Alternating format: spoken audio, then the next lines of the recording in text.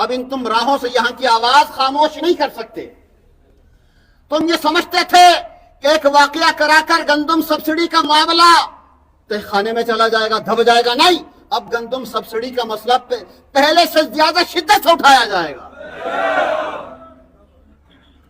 ایسا نہیں ہے کہ 2-4 لاشیں گرا کر اب لوگوں کو یہ تصور دو کہ اب خوف و ہراس پیدا ہو گیا. نہیں, بات اصول کی ہے.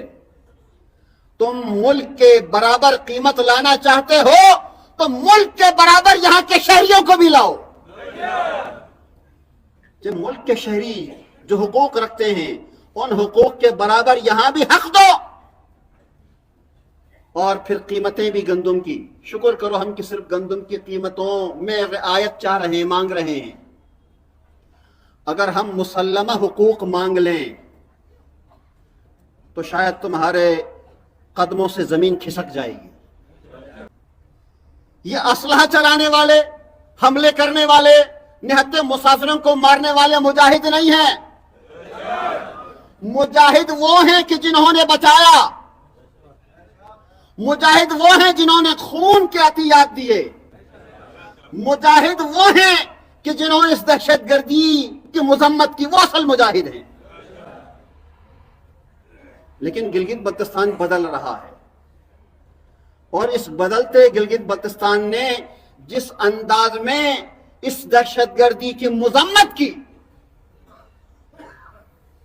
یہ قابل ستائش ہے. اور میں یہاں اس جانب بھی توجہ دلاؤں گا کہ وزیر اعلیٰ گلگت بلتستان نے اسمبلی کے فلور پر اعتراف کیا کہ گزشتہ واقعات کے مجرم بھی نہیں پکڑے گئے. 88 سے لے کر اب تک کسی واقعے کا کوئی مجرم گرفتار نہیں ہوا. آج پورا گلگت بلتستان بصری سے لے کر خنجراب تک, ببوسر سے لے کر سیاچن تک, اور کھمبری سے لے کر آگے شندور تک, گلگت بلتستان کا ہر فرد دہشت گردی کی بھی مذمت کرتا ہے, شدت پسندی کی بھی مذمت کرتا ہے, اور عسکریت پسندی کی بھی مذمت کرتا ہے. آج کس سے ہم سوال کریں؟ جو ذمہ دار ہیں, جن کی ڈیوٹی یہ ہے کہ وہ ملک کے اندر امن قائم کریں, دہشت گردوں کا تعاقب کریں, وہ تو اتنے نرم مزاج ہیں, وہ صرف تعریف ہی سننا پسند کرتے ہیں, کوئی تنقید سننا برداشت نہیں کرتے. وہ نرم مزاج لوگ کبھی بھی یہ گوارا نہیں کرتے کہ کوئی بات کرے کہ جناب کہاں ہیں ادارے, کہاں ہیں تحقیقات, کہاں ہیں خبر رساں خفیہ ادارے, کہاں ہیں. جبکہ پورا گلگت بلتستان دیامر ہو, وہ سکردو ہو, وہ گجر ہو, وہ گلگت ہو, اس پورے خطے کے اندر لوگ ایک دوسرے کا نسلوں کا ڈی این اے جانتے ہیں.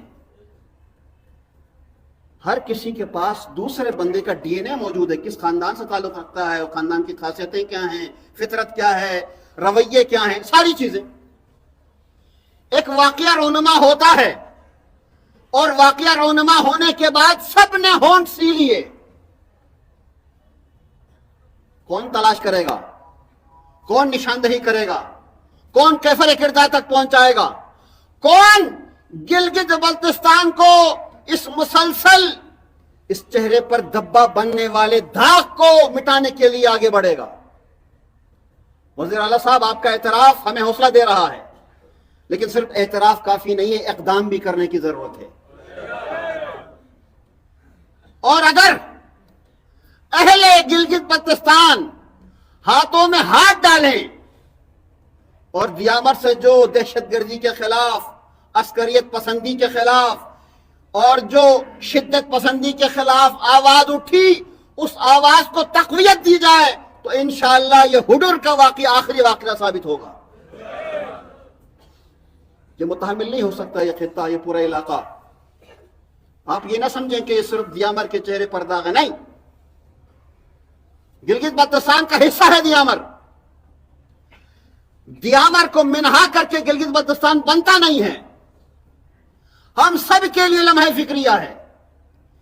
اس گلگت بلتستان میں بسنے والی تمام قومیتوں، تمام مسالک اور تمام ضلعوں، ڈویژنوں، جماعتوں، انجمنوں، تنظیموں کے لیے لمحہ فکریہ ہے.